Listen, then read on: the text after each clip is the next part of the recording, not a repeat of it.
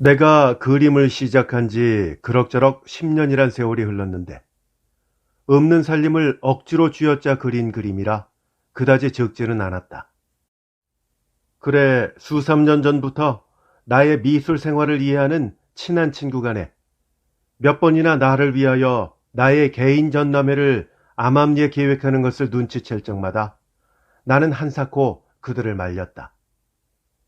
세상에 내놓기는 아직 미숙하다는 것이 언제든 유일의 구실이었다. 허면 그들은 어느 때가 와야 익숙해지느냐고 반문한다. 이만하면 하는 자신이 있기 전에는 하고 나는 빙그레 웃는다. 그러면 그들도 하는 수 없이 계획했던 것을 중지해버리고 만다.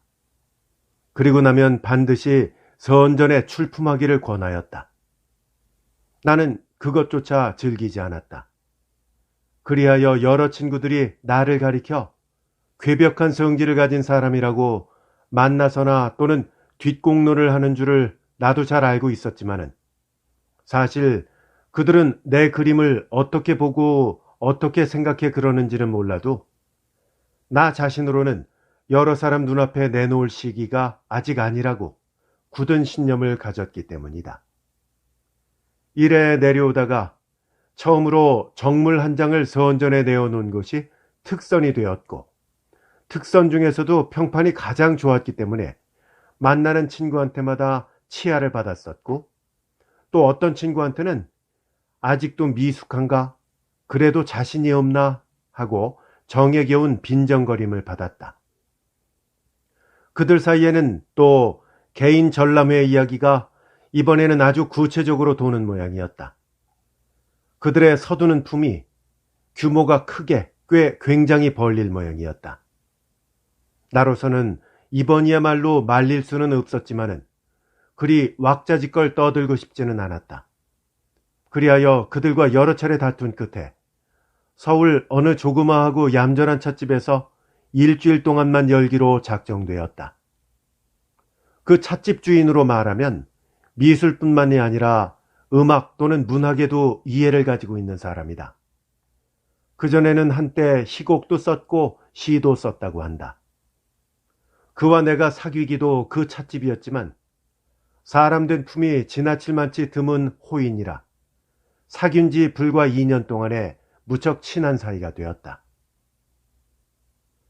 나의 개인 전람회를 개최한 사흘째 되던 날 저녁 때이다. 찻집 주인은 나의 화실을 방문하였다. 나는 반갑게 그를 맞아들였다. 그는 나의 얼굴을 대하던 맛에 의미 모를 웃음을 연해 웃는다. 오늘 뭐 좋은 일 있나?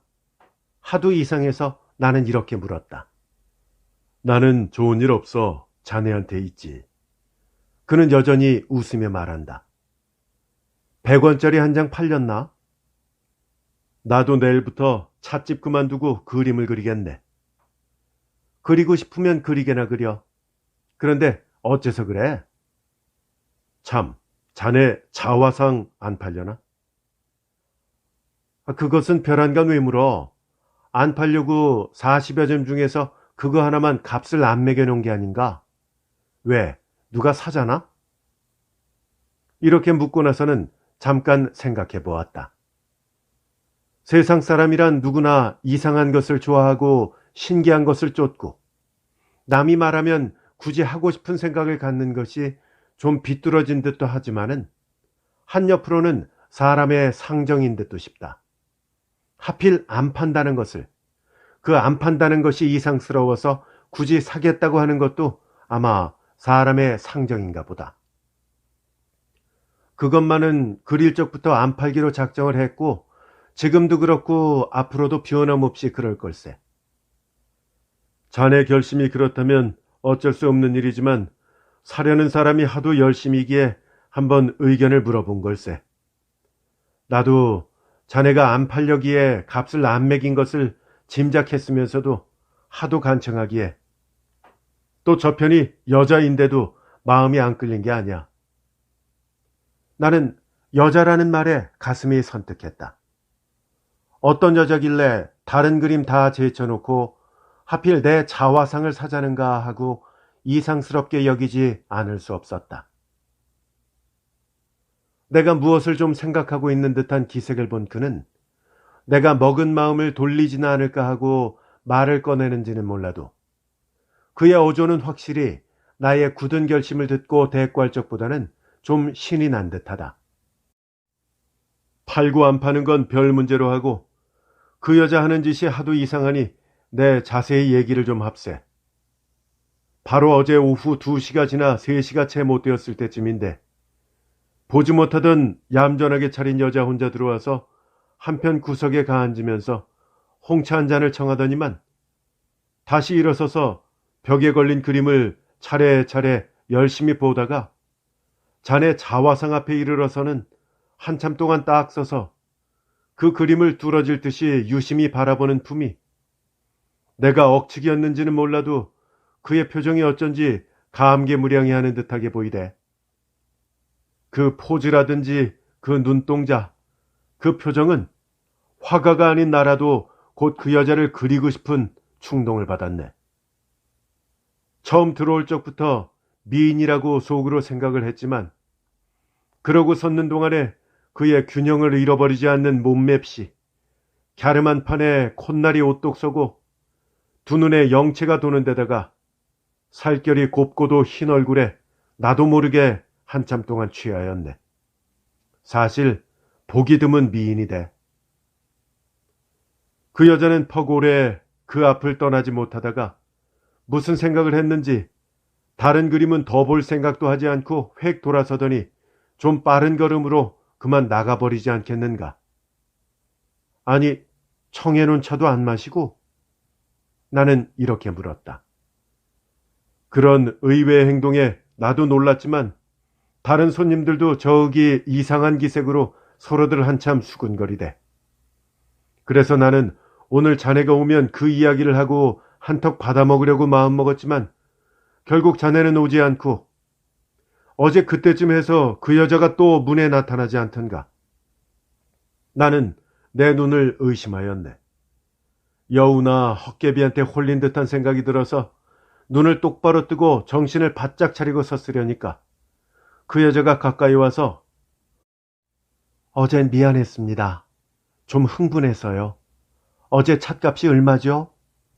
하면서 손가방에서 자그마한 지갑을 꺼내더니만 1원 한 장을 내어놓기에 나는 잡숫지 않은 것을 뭘 하고 굳이 사양했더니 오늘은 꼭 먹고 갈 테니 커피 한 잔과 케이크를 청하대. 그리고는 또 자네 자화상만을 유심히 바라보고 있더니 차와 케이크를 갖다 놓으니까 나를 그리 앉으라고 하더니만 저 그림은 어째서 값을 안 매겼느냐는 말로부터 살 수 없느냐는 말을 끄집어내가지고 나중에는 얼마가 되든지 꼭 사달라는 부탁을 받고서 손님이 좀 뜸하기에 아이놈만 맡기고 온 판일세. 그는 이렇게 말하는 동안에 나의 얼굴을 몇 번인지 의미 있게 쳐다보는 품이 그 전에 무슨 로맨스가 있거든 숨기지 말고 말해주게 하는 기색이었다. 허나 나는 사실 나의 그림을 그처럼 열심히 사겠다고 할 여자는 한 사람도 없다. 로맨스라고는 첫사랑을 속삭일 뿐이었는데 그것도 얼마 안가 시련의 상처를 되직하게 맛본 나로서는 그 뒤부터 여자를 가까이 하기를 즐겨하지 않아서 이렇다 할 로맨스도 사실 없었다. 있다면 나를 배반하고 간 첫 연인인 영애뿐인데 그가 이제 와서 나의 그림을 사려고 할 리가 없다. 우리들 셋의 사이를 갈라놓은 사람도 영애다. 친구라기에는 너무나 친했던 셋의 사이를 하나는 원수로 또 하나인 자기 오빠와는 사이가 어근버근하다가 아주 떨어지게 만든 것도 그 여자였다. 영애 오빠와 영애 첫 남편 되었던 경호와 영애의 첫 연인이었던 나와는 중학교 동창이었다. 물 셀 틈 없는 셋의 두텁던 우정은 영애가 나를 배반하고 돈 있는 경호한테로 가던 날부터 여지없이 깨지고 말았다. 그 뒤 나는 그렇게 생각 않지만은 영애 오빠인 영식은 나를 만나기 싫어하였다.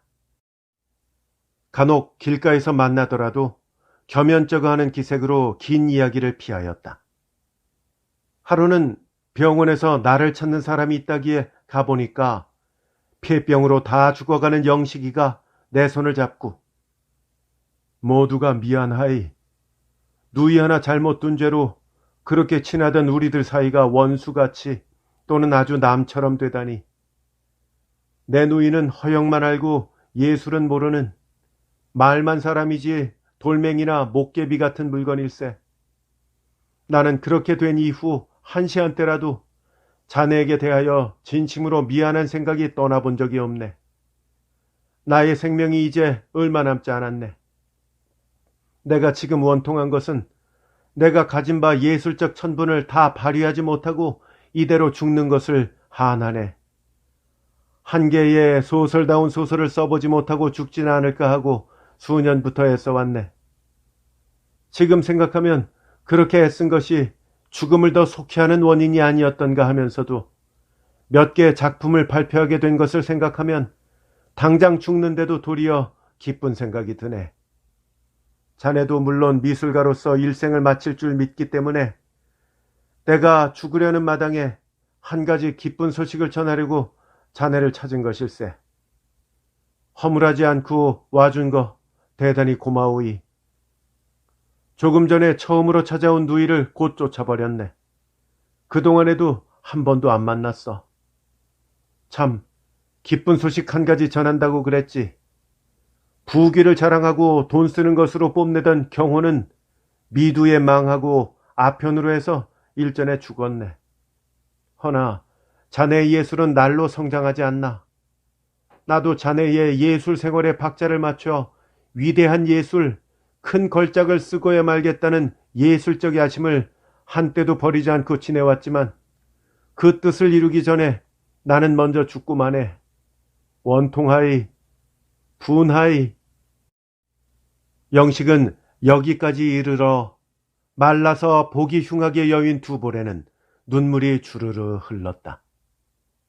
그날 밤으로 영식이는 자기의 천분을 끝끝내 발휘하지 못하는 것을 유한으로 품고 또 예술을 이해하지 못하는 자기 누이를 원망하면서 죽고 말았다. 그 뒤에 영애는 남의 첩으로 들어갔다는 소문을 들었다. 그런 영애가 나의 그림, 더군다나 나의 초상화를 사려고 할 리가 없었다. 또 오거든 안 판다고 하더라고 그러게. 그럼 그거는 그렇게 하겠네마는 한번 오게. 전람회 안 할 적보다 더 발걸음이 뜸하니 웬 셈인가. 곧 한번 나감새마는 자주 가기는 싫으이. 그림은 안 팔더라도 그 여인을 한번 만나보고 싶지 않은가. 우연히 만나면 만나도 일부러 기회를 만들어 만나고 싶지는 않으이. 자네 같은 소리만 하는군. 자, 또 만나세. 그가 돌아간 뒤 나는 저녁밥을 먹고 거리로 나왔다. 허나 찻집은 들리지 않았다. 오늘은 어제보다 좀 이르게 찻집 주인이 또 찾아왔다. 나는 물론 어제 이야기의 연장인 것을 짐작하였다. 나의 예상은 틀리지 않았다. 여보게, 오늘 그 여자가 또 와서 어떻게 됐느냐고 묻기에 안 판다고 하더라니까 약간 실망하는 기색이 보이더니 여기 그중 값 많이 매긴 것보다도 200원 더해서 500원이라도 낼 테니 한 번 더 교섭해달라고 애걸하다시피 하는 것을 그대로 못한다기가 박절한 듯해서 주소를 가르쳐 드릴 테니 직접 가서 말해보라고 하니까 잠깐 머뭇머뭇하더니 그렇게는 할 수 없어요 하고 약간 얼굴을 붉히겠지. 어제부터 자네가 무엇을 감추는 줄은 알았지만 말하지 않은 걸 구태여 묻기가 싫어서 안 물었지만 그렇게 보니까 필요곡절한 일이라 생각이 나서 그 숨은 비밀을 알고 싶대나 그려. 그래, 한 가지 계교를 냈지. 될지 안 될지는 장담 못해도 한번 가서 500원의 교섭은 해볼 테니까 그와 대면할 수 없는 이유를 말해달라고 하지 않았나. 그랬더니 그 여자는 한참 동안 망설이다가 어쩔 수 없다는 듯이 당신만 아시고 말하지 않으신다면 하고 입을 떼지 않겠나. 그래 나는 속으로 딴 배포를 차리면서 입으로만 네 그러지 않았겠나. 이 사람아, 이만하면 생각이 있겠지. 더 시치미를 떼지 말게. 이 사람아, 뭐 말이야? 나는 사실 그의 말 의미를 잘 이해하기 어려웠다. 아주 죄다 말해야만 항복하겠나? 그래 그 여자가 뭐라던가? 아이고 자네야말로 질기둥처럼 퍽 질깃질깃하이. 이것은 내가 안 하겠다고 약속한 말인데 하는 수 없이 하는 거니까 그 여자한테 대해서는 죄가 안 되네. 잔소리 그만하고 그 여자 하던 말이나 어서 하게. 첫 연인이라고 하되 이래도 시치미를 떼나? 나는 사실 의외로 놀랐다. 그리고 그가 또 찾아온 것이 분했다. 그래서 좀 노한 말소리로 그런 부질없는 교섭 또 오지 말게. 내가 한번 결심한 것을 500원은커녕 5,000원, 5만 원인들 먼저 뜻을 굽힐성 싶은가? 아니 이 사람 그렇게 노할 게 아니라 냉정하게 생각해보게. 내가 오늘 온 것은 그림 사고 파는 교섭이 아니라 자네가 나한테 오늘날까지 속여온 첫사랑 로맨스를 듣고자 함일세. 우리들 사이에 그것도 듣고자 함일세. 우리들 사이에 그것도 듣고 싶어 하는 것이 잘못인가? 아니, 자네 말도 그럴듯하이. 그 이야기는 차차 서서히 하기로 하고 도대체 그 여자가 내 초성화를 사려고 하는 까닭이 어디 있을까? 자네에게 그래도 미련이 있는 게지. 미련? 미련이 있다면 그런 구실을 삼아서라도 나를 찾아올 것일세. 허나 이것은 내 미술 생활을 모욕하는 심사에서 나온 가증한 짓일세. 내 놈의 그림은 돈만 있으면 이렇게 살 수 있다. 네 그림이 필요해서 사는 게 아니라 돈의 힘으로 네 정력, 네 소위 예술을 거리낌 없이 사가지고 내 맘대로 찢으려면 찢고 불사르려면 불사르도록 할 수 있다는 것을 나에게 보여주려는 것일세. 그렇게 하는 데는 다른 그림보다도 내 초상화가 더 필요하지 않은가? 나는 흥분되어 부르짖듯이 말했다. 그는 즉시 돌아갔다. 나는 생각하면 생각할수록 모욕을 당한 듯해 분했다. 그 여자는 틀림없이 영애다. 그가 사실 영애라면 다소 안온해진 내 마음을 어째서 또 흔들어 놓나. 나는 아무리 호의로 해석하려 해도 그가 내 그림을 사려고 하는 심사를 알 수 없다. 영애는 죽은 자기 오빠의 말 맞다나 허영의 뭉치요 예술을 모르는 사람이다. 그런데 그에게 어째서 내 미술품이 필요할까? 그리고 하필 내 초상화가 필요할까? 돈을 아끼지 않고 내 초상화를 애써 구하려는 심사는 암만 생각해도 모를 일이다. 그 이튿날 찻집 주인은 또 찾아왔다. 그의 말을 들으면 그 여자가 와서 1,000원까지 초상화의 값을 붙여도 자기의 힘으로는 안 될 테니 직접 만나서談판을 해보라고 하니까 마음은 간절해도 면목이 없어 못 가겠다고 하면서 그중 비싸게 매긴 그림 한 장을 사가지고 갔다고 하면서 내 손에 100원짜리 서흑장을 쥐어주고 갔다. 나는 그 돈을 쥔 채 고개를 숙이고 한참 동안 생각하였다. 마음은 간절해도 면목이 없어 못 만나겠다고 하더란 영의 말이 진심에서 나온 말이라면 내 초상화를 그처럼 사고 싶어 한 것도 날 본 듯이 걸어놓고 보려는 안타까운 심정에서 나온 짓이 아닐까 하고 생각해 보았다. 오늘은 전람회를 마치는 날이다. 찻집 주인은 새벽같이 해슥한 얼굴을 해가지고 달려 들어왔다. 이렇게 일찍이 웬일인가? 하고 내가 묻는 말에 그는 좀 가쁜 숨을 몰아쉬며 웬일이다 뭔가 자네 대하기가 미안하이. 어떻게 말했으면 좋을지 모르겠네. 이 사람아 왜 그러나? 그 자화상이 말일세. 그래. 간밤에 어느 놈이 들어와 가져갔네 그려. 아니 또 다른 건? 그것만 없어졌으니까 이상하지. 뭐 묻지 않아도 그 여인이 시킨 짓이지. 그래 자네하고 의논하고 곧 도난 신고를 하려고 하네. 나는 한참 동안 묵묵히 서서 곰곰이 생각해 보았다. 나는 그 여인, 나의 첫 연인인 영애의 짓이라고 짐작했다. 짐작만이 아니라 확실하다고 단언을 내렸다. 여보게, 도난 신고할 것 없네. 나를 욕보이려면 벌써 불화궁이나 똥뚜껑에 처박아 버리고 말았겠지만 그렇지 않고 내가 그를 몹시 미워하고 원망하다가도 간혹 즐겁던 첫사랑의 행복스럽던 시절을 생각하듯이 그녀도 나와 같은 마음이 어느 한 귀퉁이에 남아있다면 사람으로서 그 귀한 마음을 내 하잘것없는 예술로나마 갚는다는 의미로 내 초상화를 그 여자 몸뚱이에다가 아니라 마음에 선사하려네. 그는 저기 안심한 듯이 돌아갔다. 나는 붓을 들어 어제부터 그리기 시작한 캔버스 위에다 대기 시작하였다.